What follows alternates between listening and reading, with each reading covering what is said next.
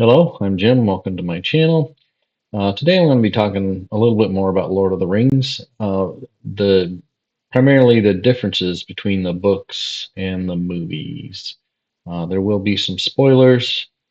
Can't really help that. If you've seen the movies, you know pretty much what happens, but there are some things in the book that might help explain some things, and it might spoil something if you eventually get to read the books. This might kind of spoil something for you. So hang on. Plan on breaking this up into a couple of different parts. The first part today, I want to talk about the overall story and maybe some places where the books or the movies significantly change from the story. Um, and just kind of go over some of those issues. And then on another video, I want to talk about a few of the characters that I think uh, could be, or be more helpful understanding the book version over the movie version. The first thing overall is the timing of the books. The the discovery of by Gandalf of what the ring may be, and him, coming back to Hobbiton, it took a long time.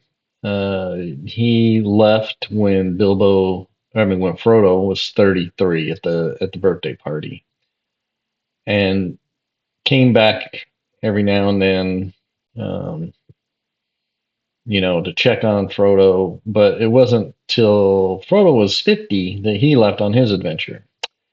So that's a long time. You don't really get a sense of that in the movie. He had, and it kind of alludes to it a little bit. He had to go find Gollum. He had to go to Minas Tirith and look at Isildur's, papers, and kind of put the pieces of the puzzle together. But it took many years, not just like right away and come back. And I mean, they tried to give a little bit of sense of time, but it was not nearly 20 years, um, 17 years or whatever it was. But so that kind of one thing, and that's kind of an issue throughout the whole movie to me, is like they travel from Hobbiton to Bree. It took a few days. It wasn't like an overnight trip. Um, they took uh, time getting from uh, Bree to. I'm sorry, they went to not to Bree, to Buckleberry Ferry. It took several days, and they had some adventures on the way. They did see the Black Riders there. But the Black Riders also were a little more ominous, a little more mysterious, even. Um, they didn't really understand the danger they were in, which, uh, but in the movies, they were a little bit more clear that they were in a lot of danger. Um, but the timing is what the issue that I have. It took a lot more time to get where they were going than the movie made it appear, and that kind of is important in my opinion because some of the things that happened might not make a lot of sense. Trying to think of certain examples, but uh, the time spent in Lothlorien, the time spent in Rivendell, um, they didn't. It didn't really match in the movies. One of the things in the movies that they seem to constantly do is, just appear right away. It took 110 days, I think, for Boromir to get from uh, Gondor to Rivendell for the Fellowship. Um, and then, so it was a long journey back. But then some kind of inconsistencies occur when the elves, who apparently came from Rivendell and Lothlorien, uh, suddenly appear at Helm's Deep. It's like uh, almost like, let's send the elves to Helm's Deep. A day later they're there. I mean, for one thing, as another uh, inconsistency, the elves were not at Helm's Deep. So I don't know if that spoils anything for you, but there's only one elf at Helm's Deep. Um, and that's really all they needed.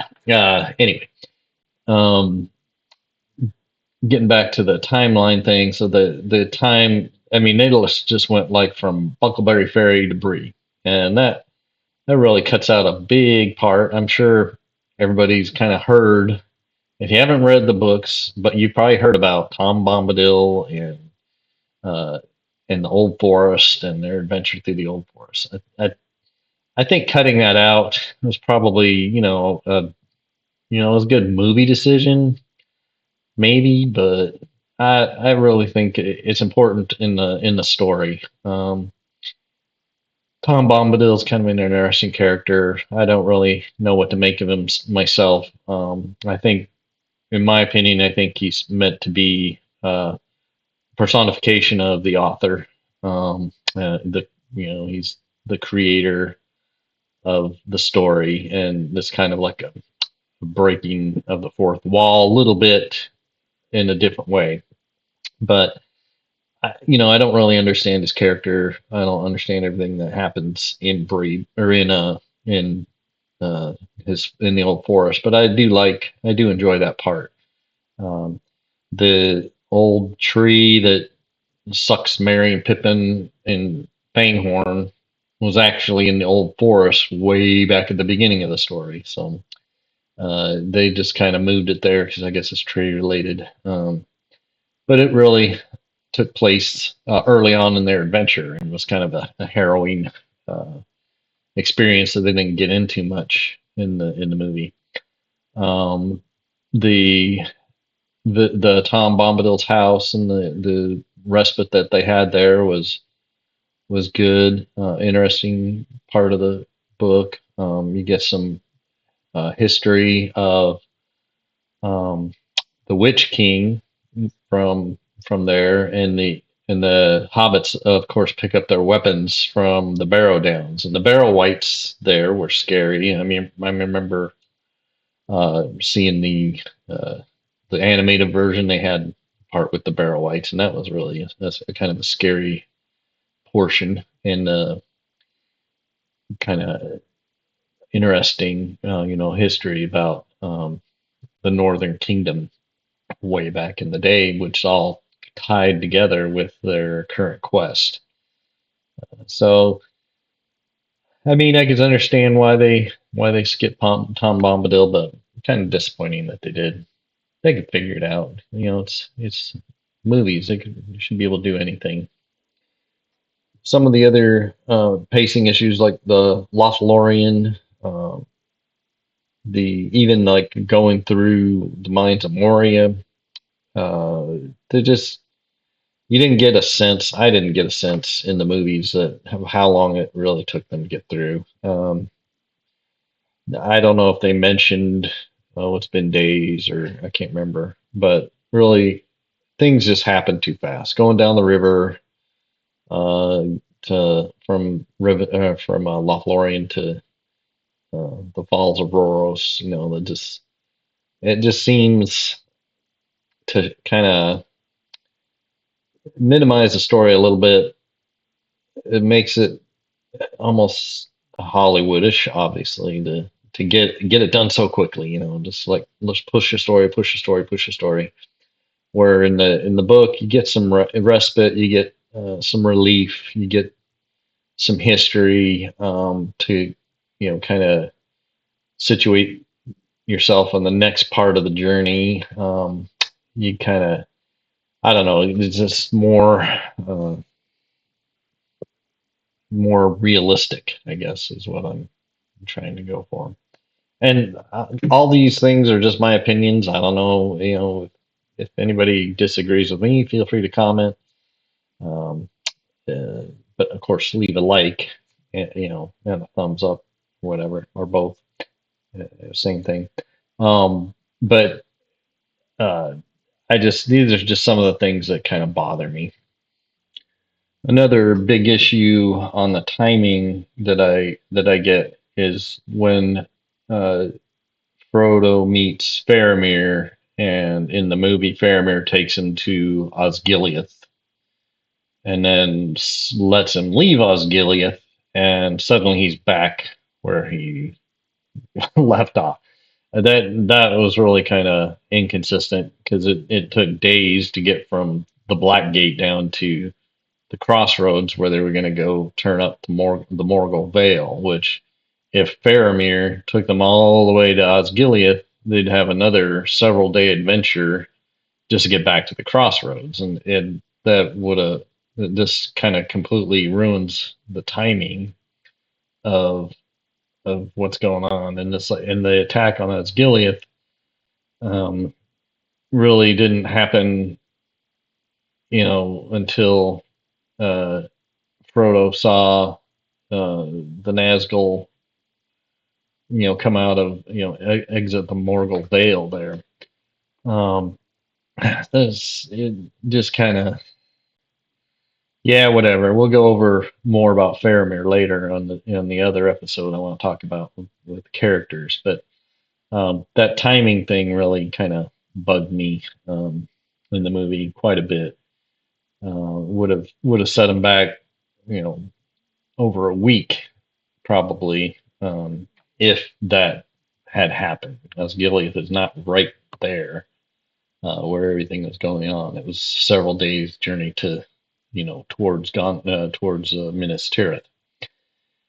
Uh, so that was an issue, and then the overall timing, the journey, took about a year, maybe I think it was a little more.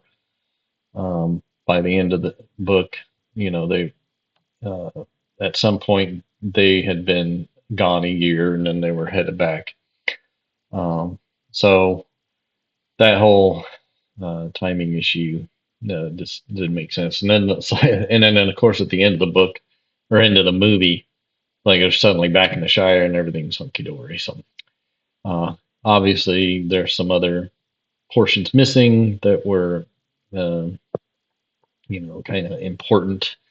The scouring of the Shire is probably uh, another kind of a mini climax that you know you have the destruction of the ring, and then the denouement, and then you have like a little blip at the end where they have to put all that they've learned together and get the Shire straightened out themselves. So the four hobbits all by themselves had to take care of business when they got back, and of course we'll also talk about Saruman and his kind of the fiasco they made with him. I mean, in my opinion, these are all my opinions, so I don't know if you can agree with them or not. But some of the things I do know that some of these issues, especially with the characters, are issues because my wife didn't read the books until after she saw the movie, so she had some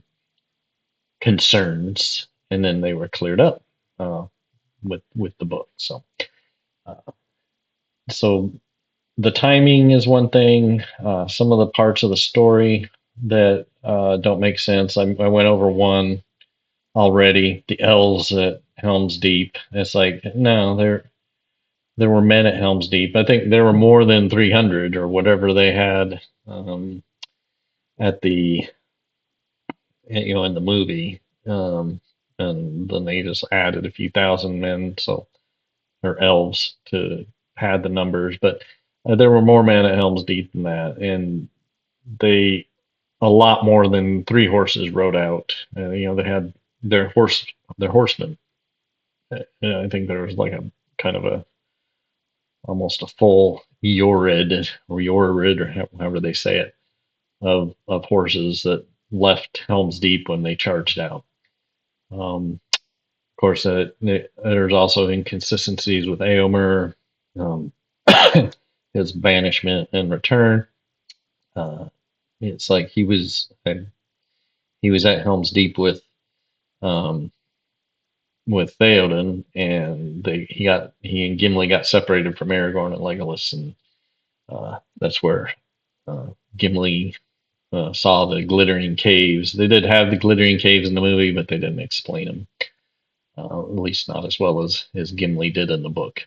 Um, so so that the elves at Helm's Deep was kind of a big thing.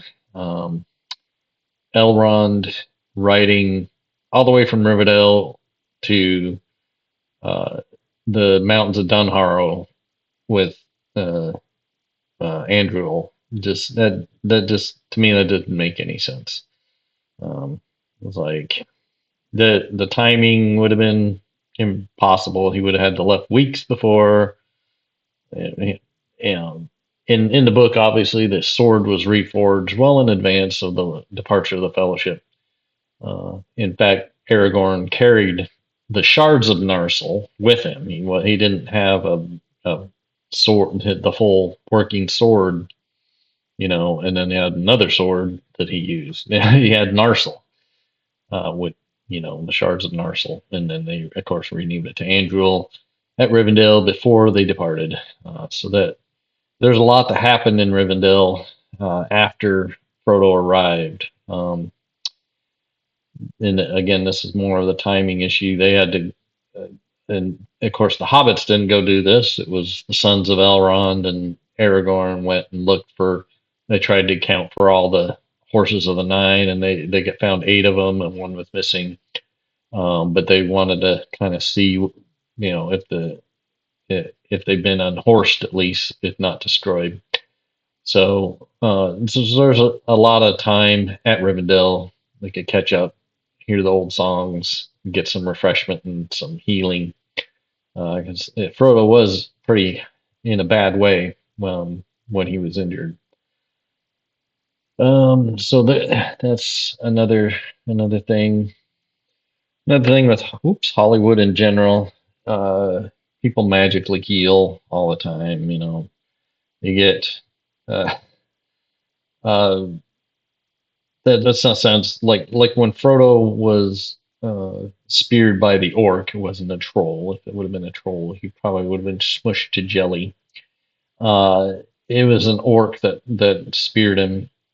Um, and in the book, obviously he's injured for several days after. He had the mithril shirt, but it wouldn't prevent him from getting injured, and he had a huge bruise. The mithril shirt actually had like a leather jerkin underneath, and the leather was smushed or split open, and the rings were pushed into his chest. So he did have like quite a big bruise on there, and during the fight with the orcs, Sam got his first gash, his first scar, fighting the orc, and so he was injured as well. And rather than just carrying on and getting to Lothlorien, they actually had to stop and address their wounds, and that's when they discovered Frodo's shirt. Um, so things like that always kind of bug me. Um, and of course, in the book, he has time to develop those instances. So that's kind of it for the overall like the timing issues, I guess. There are other things here that don't make sense. Oh, the one that really bugs me is the lighting of the beacons. I mean, the beacons were lit well in advance of Rohan, uh, you know, coming, and they weren't like waiting for the beacons to be lit. They saw the beacons, and they were getting ready when Gandalf saw the beacons on his way with Pippin to Minas Tirith. So they had already been lit. Denethor wasn't, a complete um, wasn't completely bonkers like he was in the movies. That's one of the characters I want to go over later. But the beacons were lit well in advance. The ride of Rohan took several days longer than it appeared in the movie. It wasn't like just like a day or two. Um, they had to go through the woods. They met Gamberry Gan, and he had to show them a shortcut. Otherwise, they wouldn't have made it in time. And so that was another timing issue. So some of the other uh, issues that I have are uh, Aragorn going through the paths of the dead. They just totally missed his the other rangers that came down with the sons of Elrond, two sons of Elrond, um, Eladin and Elrohir. They came down to meet Aragorn in Rohan, um, and after Isengard, they met in order to encourage him to take the paths of the dead at that time, or get away to Minas Tirith more quickly. So that's when he decided to go to the paths of the dead. And it was a big decision. It wasn't just like I mean he knew the history. He knew uh, what was going on in advance. He knew that that might have been his road. That that was a possibility. Um, they alluded to in the book that Aragorn had been in Rohan before, and in the book it's explained a little bit more, but then in the appendices you can find out even more about it. Um, but so he wasn't unaware of the paths of the dead and what it took to get through. So, but there were about 30 people with him, not just Legolas and Gimli. Um, so the going through the paths of the dead and getting on the other side, the Ghost Army did not go to Pelennor Fields. That was one of the things that really disappointed me. Was and it kind of goes to, in my mind, it kind of belittles the abilities of men. It kind of ruins the story. I mean, the whole point of Tolkien was the age of men is beginning. It's men now. The elves are going to be leaving, and had already been started to leave Middle Earth, and they're not going to be able to have their help. And so men needed to do the job. Then men needed to get things done, restore Minas Tirith's old glory, and having the Ghost Army, you know, in the book, they just help defeat the ships in uh, the Corsairs of Umbar that are coming up the Anduin to attack from the south, uh, and so that's all the Ghost Army was done, and their oath was fulfilled at that time, and then the men of Gondor then manned the ships, and all the people that they could gather from the mountain, the Dunharrow on that side of Gondor. He was able to collect men on the way down and collect men at the bay where they defeated the ships, and they were able to then ride up the ships and help meet Rohan in the middle of the battle at Pelennor Fields. But it was men, not ghosts, that defeated the army of orcs. So, the, as far as the ride of Rohan, rider, I mean, nah, that was that was perfection. Uh, the riders of Rohan, I can't fault that scene at all. That part of the movie was perfect. Uh, it's just these other little bits that you know. Uh, the ridiculousness of Legolas was, it was pretty ridiculous. Yeah, he was an elf. He could walk lighter on snow, and things didn't affect him as much or whatever. But The killing the Oliphant by himself with that just that was over the top. That kind of harkens to. Uh, I'm not even going to talk about the Hobbit movies, so we're not going to talk about the Hobbit at all. But that was like a precursor. That little those antics were like a precursor to what you're going to get in the Hobbit. Uh, is just goofy. It's, what do you call it? Theme park ride type stuff. I didn't like that at all.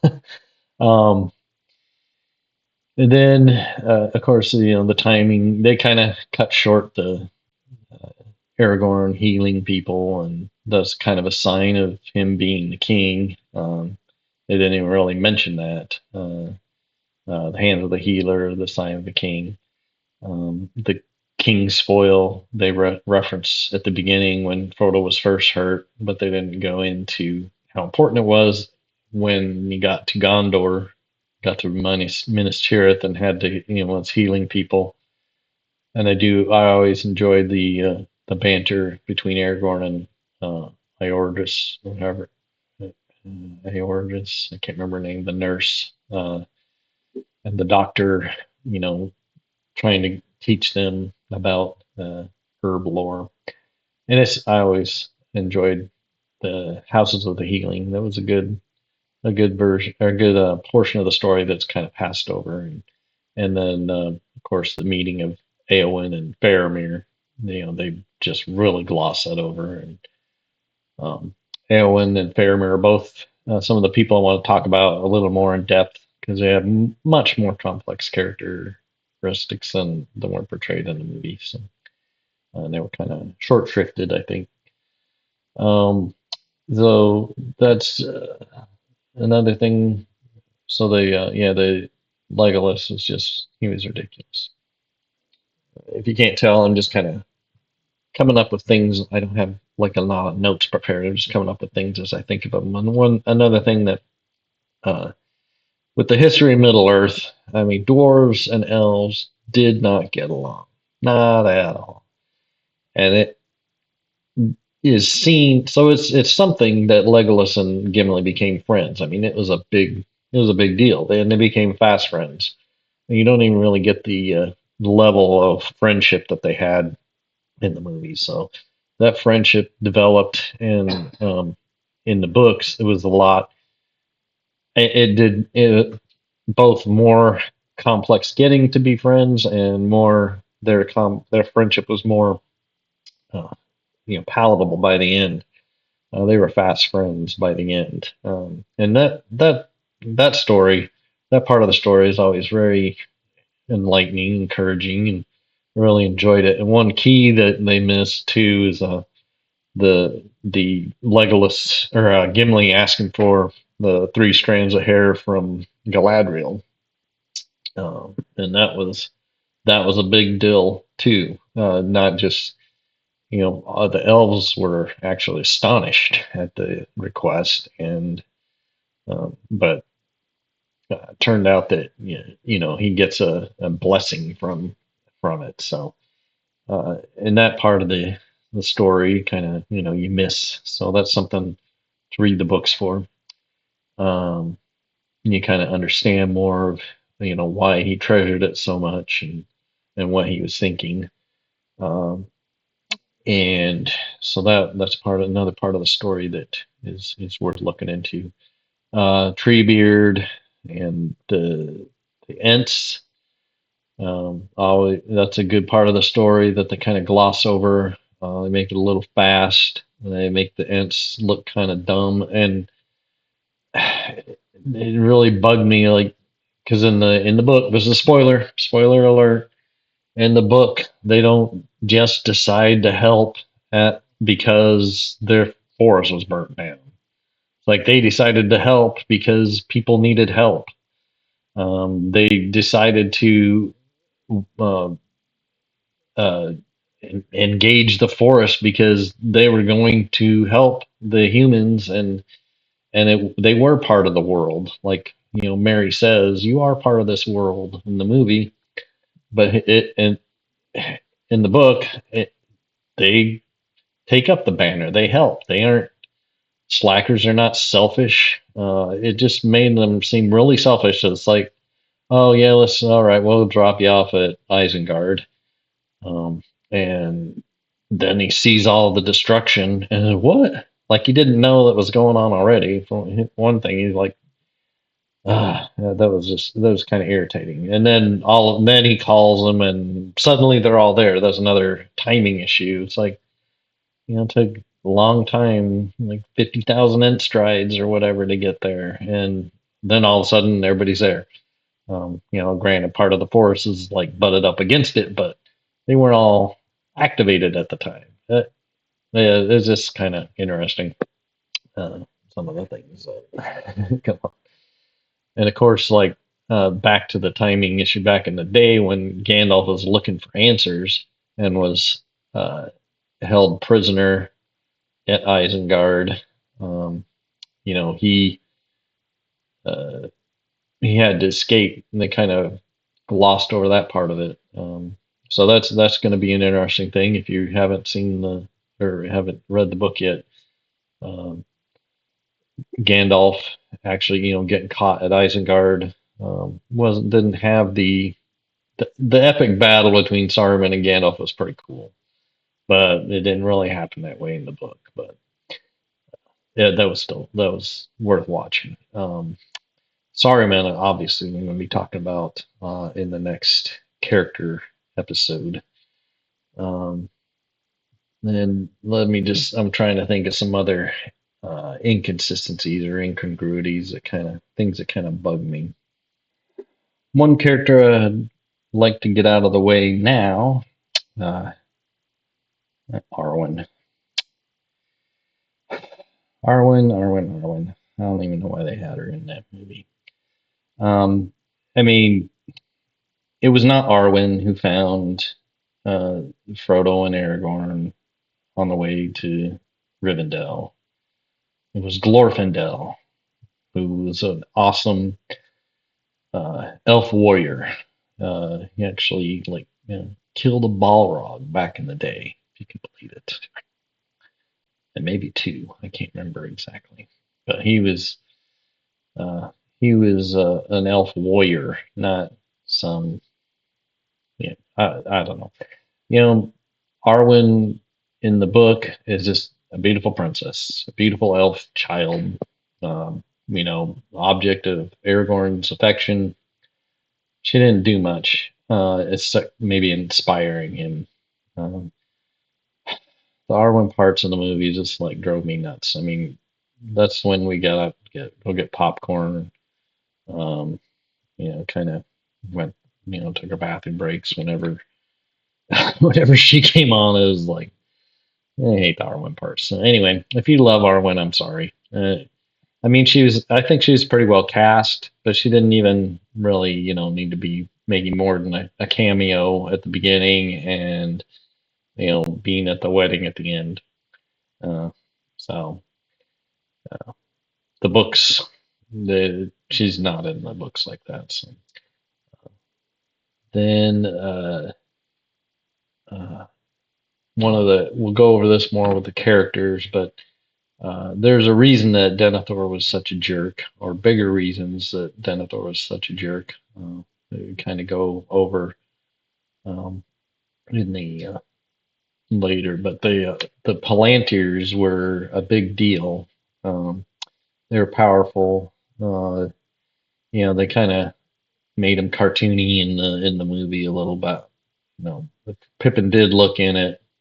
Pippin did, kind of see the Eye of Sauron, but they didn't. They kind of glossed over the implications. He didn't. Uh, he didn't like fully probe Pippin through the stone, or he might have learned what had happened, but it did like uh, speed things along. And another Nazgul was sent. That would have been cool if they had in the movie if the other Nazgul had shown up, flown overhead. Oh, and there was another thing on the trip down the river. There was a Nazgul that um, Legolas shot the steed, the winged steed of the Nazgul. That was the first time they saw the race on wings, and that's cool. Uh, so there's a lot of things missing in the movies that you get in the books. So I don't think I'll spoil it. You're not going to remember any of this, but when you read the books, you'll I think you'll piece things together a little better. Things will make a little more sense here and there. Um, and there are some key important parts um, uh, that I think a reading of the books would benefit. I did really enjoy the movies. I highly recommend them. I watch them all the time. But there these couple things kind of do bug me, but I don't let it ruin the movie. Uh, I just go back, reread the book, and kind of as a cleansing. So it's about time to do that again. Uh, anyway, thanks for listening to me rant and rave. We'll talk to you later.